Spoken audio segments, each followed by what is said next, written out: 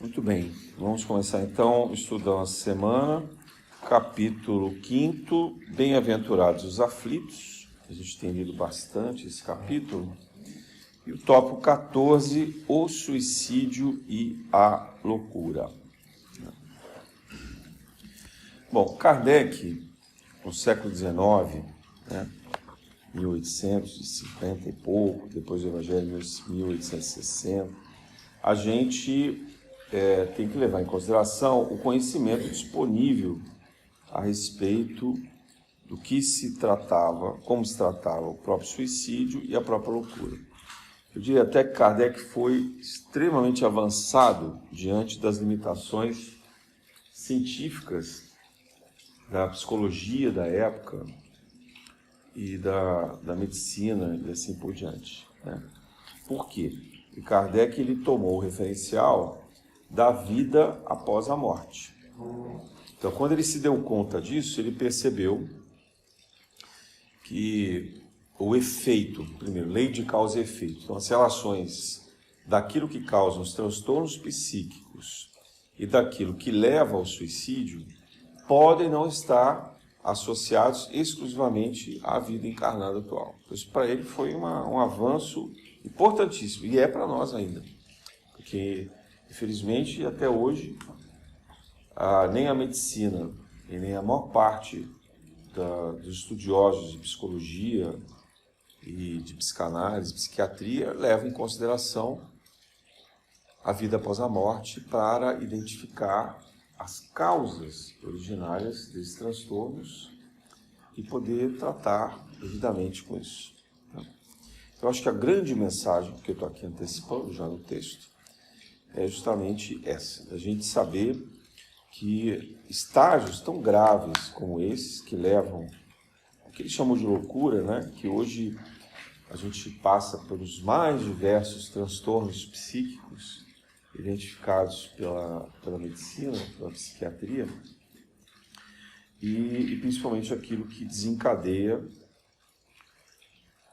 a vontade de cometer o suicídio, o impulso de cometer o suicídio, e até os que chegam efetivamente a praticá-lo.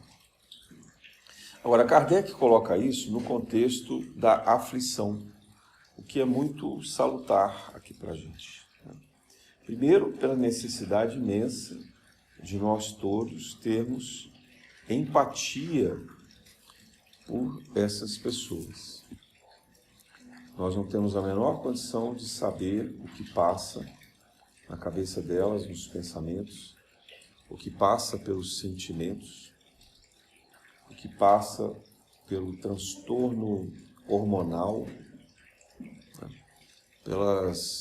quando então essas pessoas têm mediunidade, então, pelo fato delas viverem muitas vezes simultaneamente entre a terceira dimensão e a quarta, quer dizer, com evidência, com audição, com vários fenômenos que acontecem na mente delas, e algumas vezes uma lembrança inconsciente, recorrente, da última encarnação, onde elas próprias podem ter cometido suicídio ou ter vivenciado situações extremamente dramáticas.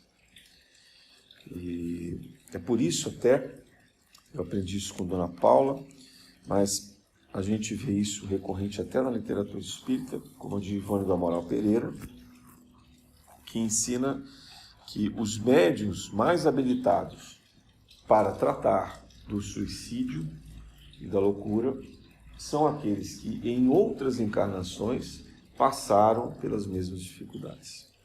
Ou seja, que de alguma forma esse tipo de dor e transtorno está impregnada na nossa vivência espiritual. Porque não dá para explicar a complexidade desse tipo de tormenta e o grau de dor e dificuldade que essas pessoas sentem sem que a gente próprio tenha passado por isso. E é por isso também que o livro mais importante do Espiritismo a tratar do suicídio. É o Memórias de um Suicídio, da Evandro Amaral Pereira, com o poeta Camilo Castelo Branco. Esse é um livro de cerca de 500 páginas, um livro, principalmente no início, que trata de muitas dificuldades. Tem muita gente que se sente desconfortável com a leitura, pela descrição que ele faz das mortes acontecidas, dos desencarnes, e depois do como essas pessoas se sentiram após esse desencarne, até o tratamento no Hospital Maria de Nazaré, e depois, já em algumas reencarnações, quando alguns deles começam a se recuperar e se ver novamente nas suas provas. Poderia parecer uma maldade, digamos assim, uma certa crueza, narrar esses episódios dessa maneira. Mas o que a espiritualidade nos ensina é que os espíritos que estão muito próximos do que Kardec chama de loucura, que seriam os graus muito avançados dos transtornos psíquicos, hoje com vários nomes na medicina, né? Mas os graus mais avançados de transtornos psíquicos e com tendência suicida, são pessoas normalmente muito desvinculadas da fé, muito descrentes, de um modo geral, de todas as coisas. Elas são, inclusive, descrentes delas mesmas. Não se trata da fé de uma religião. Eu até vejo alguns casos de suicidas ou de pessoas com transtornos psíquicos que às vezes são aferrados, fanáticos em uma religião. E ali também demonstra que o fanatismo ele gera um tipo de transtorno psíquico. Quer dizer, uma fé cega, como dizia Kardec, não é saudável. A fé cega, ela sozinha já é capaz dela própria levar ao transtorno. Por quê? Porque a pessoa fica sem a noção exata do que é a realidade. Então ela fica variando entre os fenômenos que ela imagina que sejam os reais, mas que, no entanto, não passam de delírios, paranoia, fantasia, como a gente quiser denominar. Né?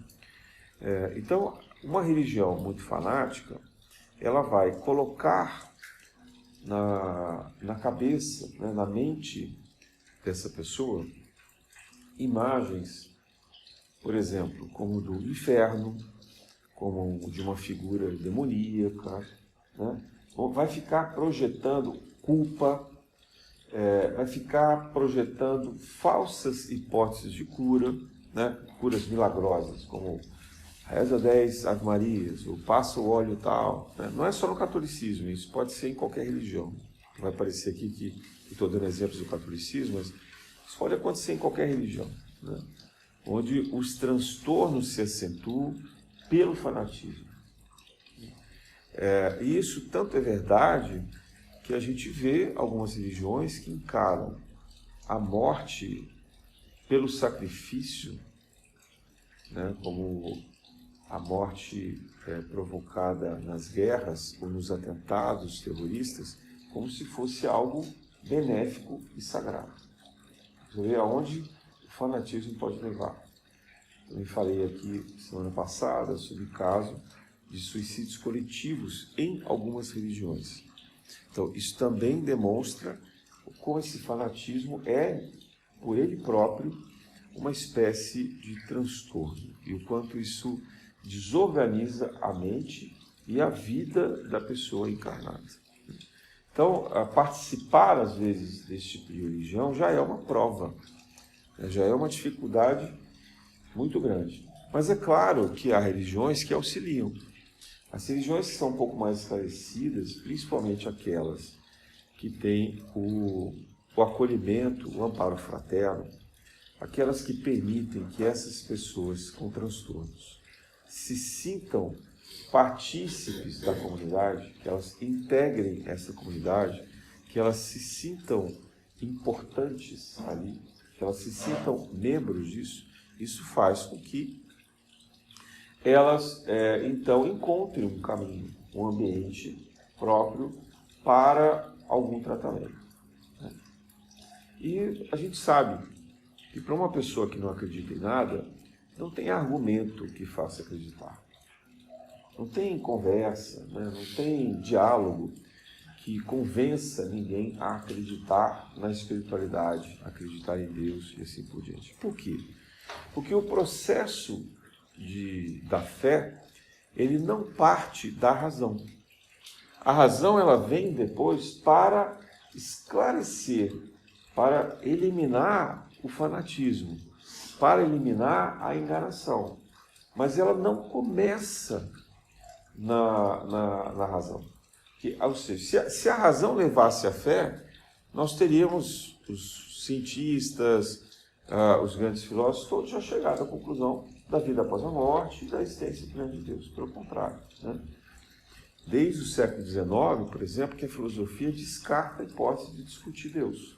Eles acham que isso é uma questão que não é nem da filosofia nem da ciência. E a ciência também descarta. Né? Então é um vazio existencial nosso. Né? Um vazio que está completamente deslocado das nossas potencialidades espirituais. Um pouco mais recentemente, a Organização Mundial da Saúde vem reconhecendo a importância da espiritualidade no tratamento e na cura das doenças. E até recomenda-se, de certa forma, que se o paciente já traz uma fé, que ele possa, durante o tratamento, exercer a fé. Tem até estudos científicos que apontam, por exemplo, para a potencialização do uso de medicamentos quando o paciente tem fé. Eles mediram pacientes que acreditavam que aquele medicamento pudesse levar à cura e a pacientes que eram descrentes, que não acreditavam em nada. Quer dizer, o efeito, o resultado da medicação associada à fé foi muito mais positivo, muito mais favorável do que os pacientes que não acreditavam em nada. Né? Como se a fé sozinha pudesse ela própria potencializar o resultado daquela medicação. O mesmo estudo foi feito em relação a placebos. Né? O que é o placebo? O placebo é aquela medicação feita normalmente com farinha, com água e farinha. O paciente não sabe, ele toma achando que é uma medicação com algum elemento químico. E aí também se verificou que a fé do paciente, então os pacientes que tinham fé, que acreditavam de alguma forma na espiritualidade, também provocavam às vezes resultados similares ou até idênticos à medicação com a propriedade química adequada. Quer dizer, apenas o placebo. Por quê? Pela fé. Então, ver o efeito que a fé nos traz. Né? Mas esta fé, num paciente com um transtorno psíquico muito, muito grave, dificilmente ela se apresenta. Ela pode, de novo, como eu falei, ela pode se apresentar por um aspecto fanático, como um devaneio, como um delírio, como uma forma de expressar essas imagens, esses transtornos e até de agravar esses transtornos que o paciente já traz. Mas não dá para uma pessoa que está em desequilíbrio mental desenvolver com muita facilidade a fé. Por isso que a gente diz que o caminho da fé é antes o caminho do amor, o caminho da fraternidade. Quer dizer, a fé em Deus antes começa na fé nas pessoas. Então, aquela pessoa que se encontra em desespero, ela não acredita nem em Deus e nem em ninguém. Normalmente ela não acredita nos pais, nos amigos, ninguém. Ela desconfia de todo mundo. Ela vive uma verdadeira tormenta. Ela acha que todo mundo vai conspirar contra ela. Todo mundo, de alguma forma, pode prejudicá-la. Por isso que às vezes desenvolve agressividade, né? E ela própria é capaz de cometer uma agressividade contra ela. Então, nesses estágios, o amor puro, o amor verdadeiro é que é capaz de transformar essa pessoa. Onde quer que ele esteja. Ele pode estar no lar, na figura dos próprios pais, dos irmãos, né, da família, onde seria o lugar natural. Ou ele pode estar, às vezes, até no médico, né, num profissional de saúde que ampara, que apoia, atende, socorre e que trata verdadeiramente essa pessoa, e ele ganha, então o paciente ganha segurança, ele ganha confiança nesse profissional da saúde, e com isso ele estabelece ali uma fé, primeiro, na humanidade. Veja, a fé, ela precisa surgir na humanidade. Você ter fé de que há pessoas boas, há pessoas confiáveis, pessoas que podem nos ajudar desinteressadamente, pessoas que esses pacientes possam confiar integralmente. Eu já vivi alguns casos de suicídio onde esse foi o principal remédio. E algumas vezes isso precisa acontecer fora do ambiente da família, porque o paciente costuma desconfiar demais dos pais, porque são os pais que internam. Quando o paciente está num estado muito grave, quem tem até a autoridade jurídica de fazer a internação é a família. Então o paciente tende a desconfiar muito da família. Então, embora ele traga com ele a percepção do cuidado, do afeto, ele acaba desenvolvendo uma certa insegurança. E se a família não ajuda, se é uma família desequilibrada, que não tem amor, não tem compreensão, aí que fica pior. Aí a própria família talvez seja o grande desencadeador desse equilíbrio. É muito mais grave, muito mais perigoso. Então, vocês vejam que o remédio que a gente percebe pelo Espiritismo e pelo cristianismo em geral é o do amar-vos, amar ao próximo. O amar ao próximo é aquilo que nos eleva à compreensão do amar a Deus sobre todas as coisas. Então, para quem está com esse transtorno, não adianta você dizer, primeiro você ama a Deus. Não, ele nem leva em consideração a existência de Deus. Embora, obviamente, Deus esteja com ele o tempo inteiro. Mas ele não consegue reconhecer uma figura espiritual, divina, na vida dele. Ele mal reconhece a própria vida, ele não tem mais propósito, ele não tem mais sentido. Então, isso só pode ser restaurado pela fraternidade, pela amorosidade verdadeira. E a gente vê com isso trabalhos maravilhosos, grandiosos, de voluntários como na CVV, que naquele atendimento telefônico são capazes de acalmar pacientes como estranhos, são pessoas estranhas. Eles não veem rosto, não sabem quem são, não conhecem os nomes, mas naquela ligação, pela transmissão da frequência telefônica, consegue atingir a mente daquela pessoa e elas se acalmam, se asserenam e ganham um novo sentido para a vida. Num sentido mais profundo, o trabalho de cura dos transtornos psíquicos passa pela recuperação do afeto. O afeto primeiro que vem de fora e depois vai aos poucos se transformando no autoafeto, ou seja, na capacidade de amar a si mesmo. Mas primeiro a gente tem que encontrar alguém que a gente veja um amor genuíno, verdadeiro de entrega, um amor espontâneo. Por isso que sempre que há na Terra um espírito suicida, próximo dele há espíritos abnegados de verdadeiro amor. E nem sempre na família, por conta do que eu falei.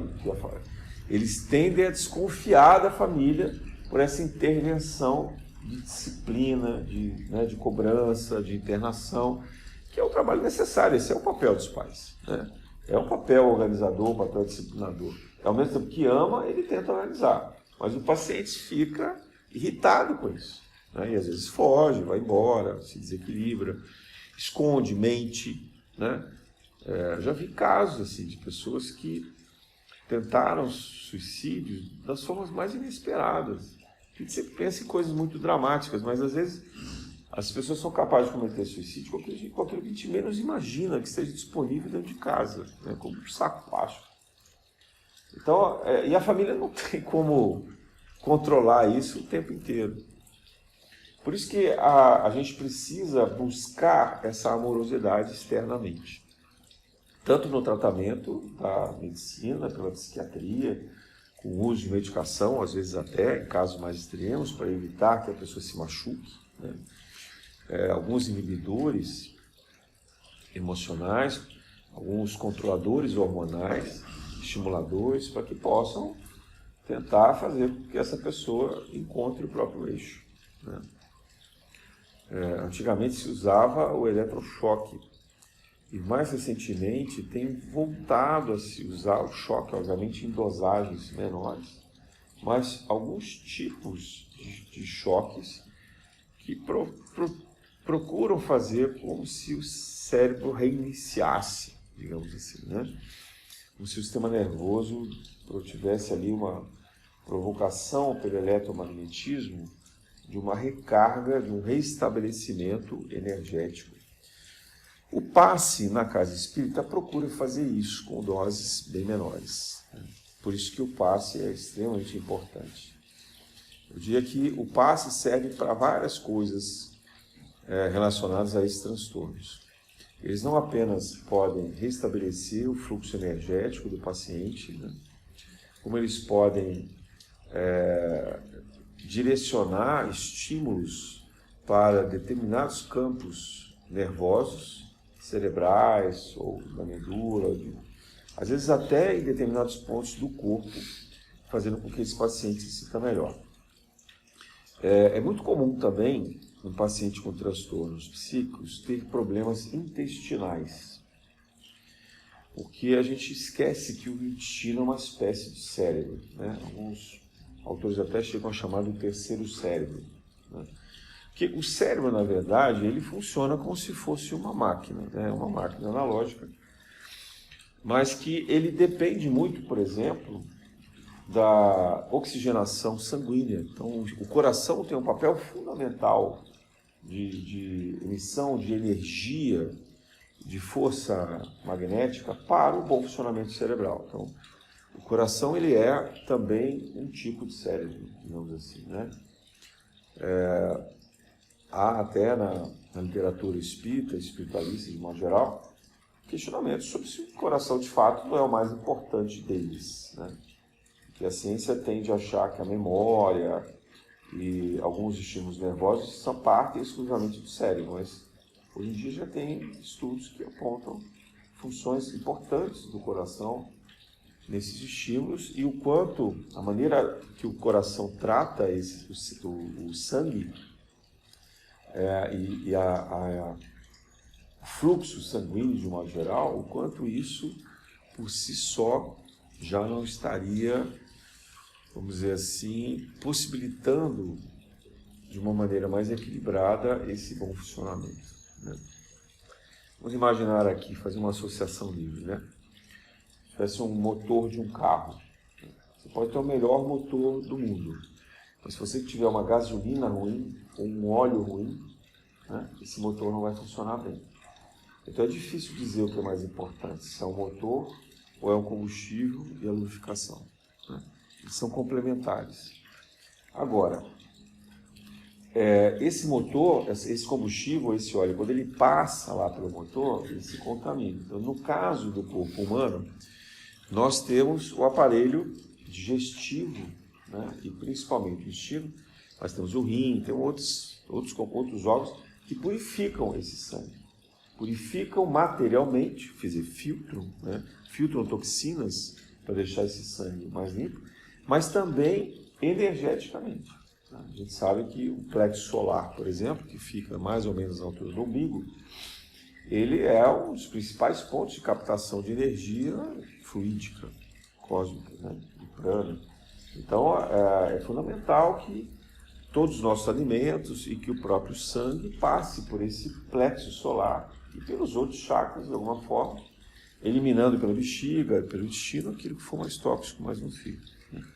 Mas já se sabe, por exemplo, que o intestino produz também alguns hormônios que depois retornam para o organismo de forma positiva, causando o nosso equilíbrio.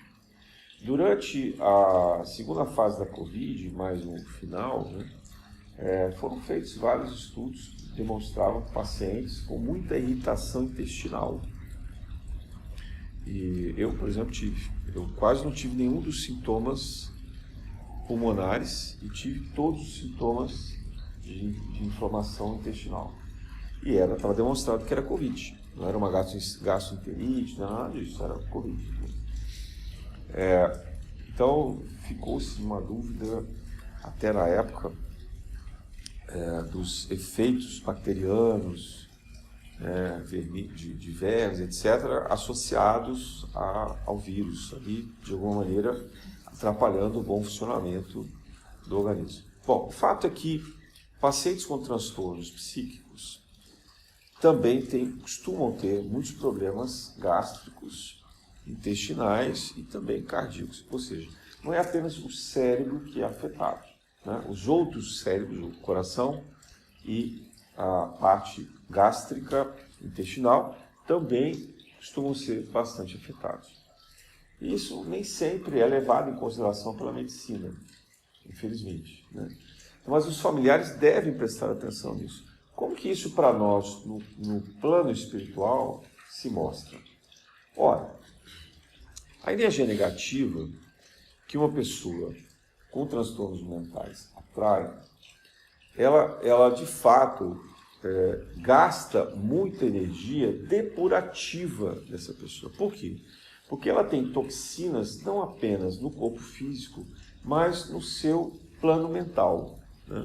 Essas toxinas elas se alojam muito fortemente no duplo etérico do espírito encarnado, né? Depois no corpo astral, onde estão mais fortes as emoções. As emoções elas se manifestam no plano astral, então emoções como medo e fobia, né? As emoções como agressividade, raiva, né? E todos os tipos de desequilíbrios, eles passam pelo corpo astral. Estão ali alojados. É a parte do perispírito que mais manifesta isso. E é da onde, justamente, nós trazemos as lembranças, né, as reminiscências das vidas passadas. Então, elas estão alojadas ali. Então, o que interfere muito é o plano emocional desse paciente. Mas também o corpo mental inferior traz os desequilíbrios, principalmente quando associados à inteligência, o mau uso da inteligência. E aí, então veja, a gente tem os 4 primeiros copos, né? Falei, não vou dar aula sobre copos espirituais aqui hoje. Depois, quem fez o curso de passe já lembra, quem não fez, vai estudar em casa, né? Mas nós trabalhamos com a ideia de 7 copos. Então, os 4 copos inferiores, que é o corpo físico, duplo etérico, o corpo astral e o corpo mental inferior, no caso de transtorno psíquico grave, eles estão completamente desequilibrados. Os corpos completamente desequilibrados. E como que o espírito faz para tentar limpar essas energias que a gente chama de deletérias, né? São energias das vidas pretéritas e que atraem campos e forças elementais muito negativas. Eles usam os órgãos digestivos, né? Os órgãos purificadores do corpo físico. Então você vê muita sudorese, por exemplo, num paciente como esse. Você vê diarreia, vômito, né? Muito tipo de infecção de um modo geral, às vezes refluxos, né? Então tudo que está relacionado a essa coisa de eu não consigo digerir a vida, eu não consigo aceitar a vida que eu tenho e eu não acredito em nada. Então isso trabalha muito nessa parte, né, relacionada aos órgãos excretores e aos órgãos purificadores em geral, né? Também afeta muito a sexualidade, porque a sexualidade, os órgãos genitais, eles estão à base do nosso chakra raiz. É onde a gente capta a energia telúrica da Terra e devolve para a Terra a energia mais densa, mais sólida. Então, quem tem transtorno psíquico tem uma sexualidade normalmente muito aguçada e desequilibrada. E como a família não sabe lidar, porque como é que você vai ajudar um paciente com desequilíbrio mental quando ele manifesta o desejo, a vontade sexual? Complicado, né? Porque você não pode deixar ele ter uma relação sexual com qualquer pessoa. Ou se ele começa a entrar numa viciação masturbatória, também é bastante complicado. Então, tudo isso, às vezes, eu acho que é um pouco esquecido pela família, ou abafado, e é um pouco esquecido também pela medicina convencional, pela psiquiatria. E nós temos que ter isso em mente, porque na espiritualidade isso é importante.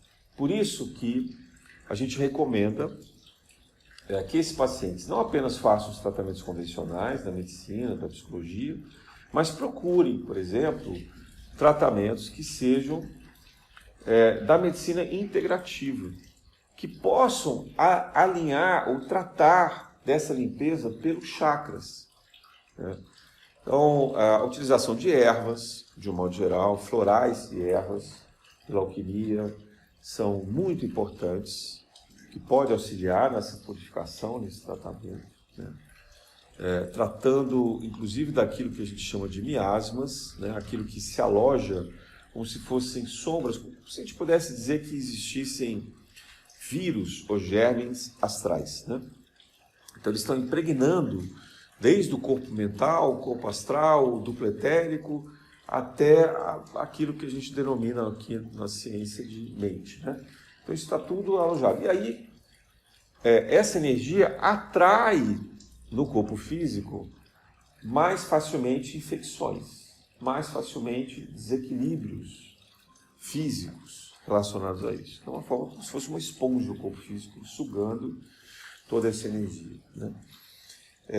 Da mesma maneira, a homeopatia e o reiki são importantíssimos, porque eles ajudam a tratar principalmente o duplo etérico. A homeopatia trata muito o duplo etérico, né? E o reiki também. O reiki chega até, um reiki convencional, ele chega até o corpo astral, ele reequilibra as emoções, ele ajuda no reequilíbrio das emoções. E aí, tratando dos equilíbrios, ele vai ajudar nessa sexualidade exacerbada, ele vai ajudar nesse desequilíbrio gástrico, intestinal, ele vai melhorar o fluxo sanguíneo e assim, consequentemente, a cabeça vai também se realinhando. Muitas vezes eu vejo tratamentos totalmente voltados para a cabeça, como se resolvesse você tratar só o cérebro, né?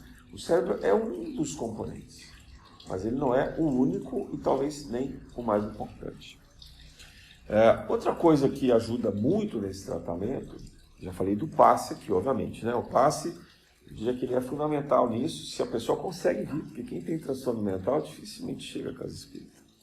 E quando vai contrariado, né? Não quer comparecer. Então é muito difícil tratar com passe. A gente tem que fazer o tratamento à distância, nesse caso.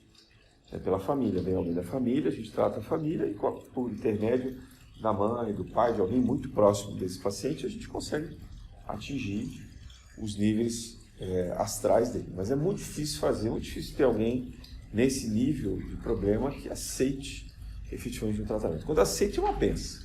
Se a pessoa aceitar, maravilhoso. Aí, de fato, a gente consegue tratar. Mas é muito difícil, né? A gente faz isso por meio da família. Mas o que eu ia falar, ao final, é o seguinte. É a alimentação. E fica a recomendação do livro do Amatiz, Fisiologia da Alma, que eu acho que é muito didático nesse aspecto, mostrando os efeitos nocivos, por exemplo, da alimentação carnívora. Vamos assim, de uma forma bastante resumida, né?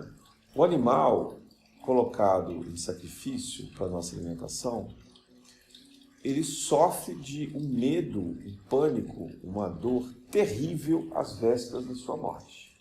Ele pressente a morte, ele ouve o choro, o grito, a lamentação dos outros animais junto com ele.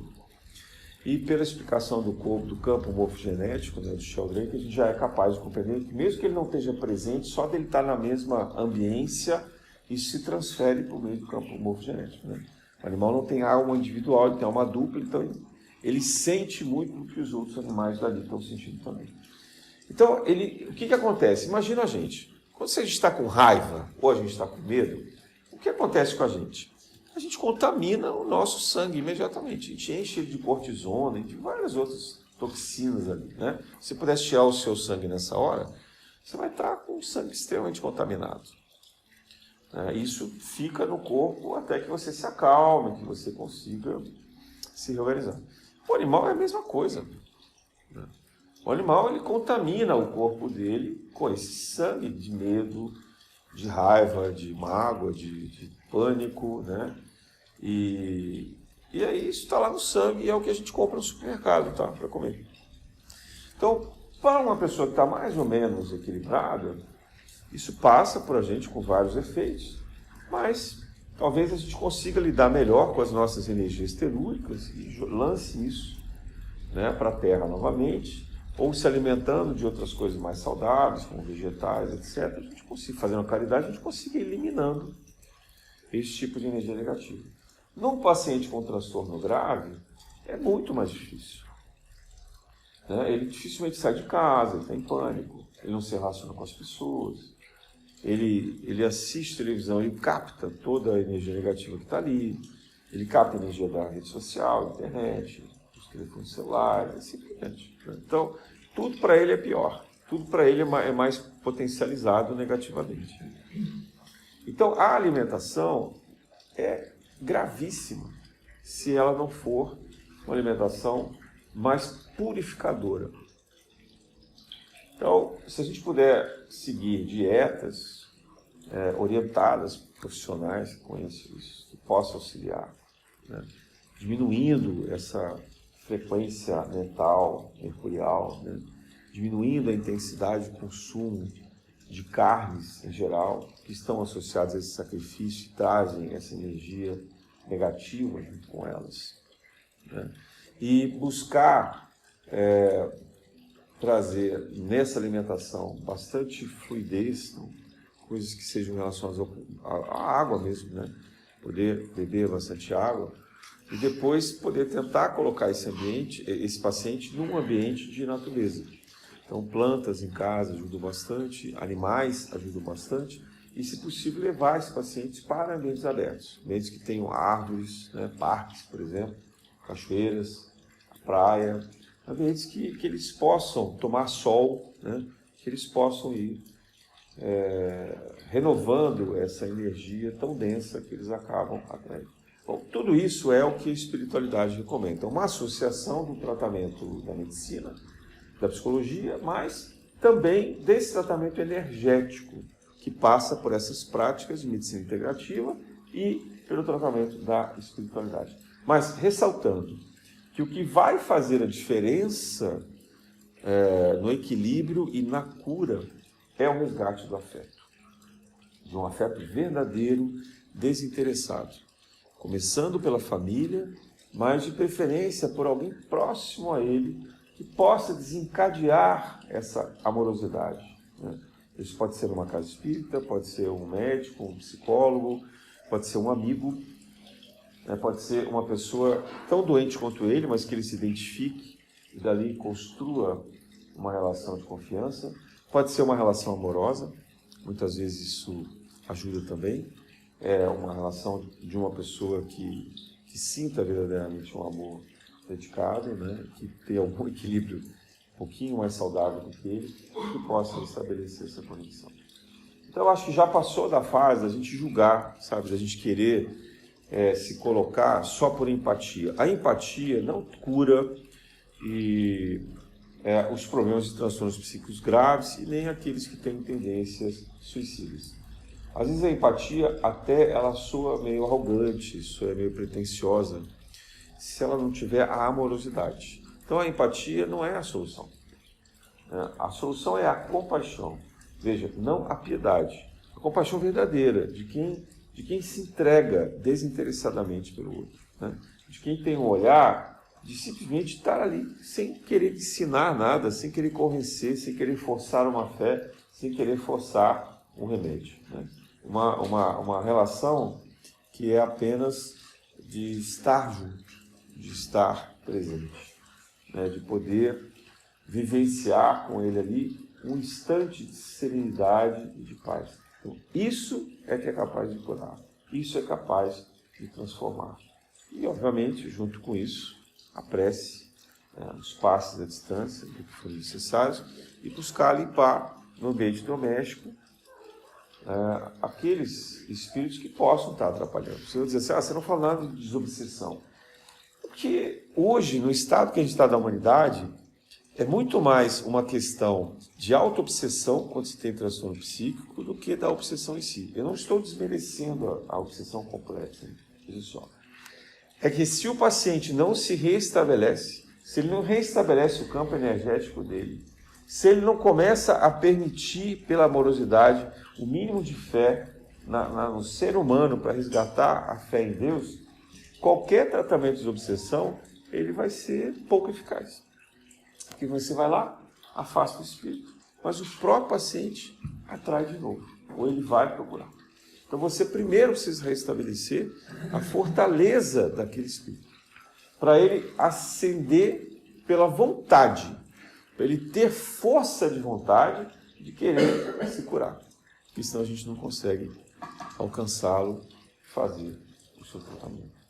Então, que a gente possa desenvolver essa compaixão, essa amorosidade e de coração puro e aberto, auxiliar essas famílias, essas pessoas que passam por tanta dificuldade na Terra, mas que vêm aqui em pedido de socorro para ter novas chances de se restabelecerem e, com isso, retomar o caminho natural do seu progresso espiritual. Na graça de Deus.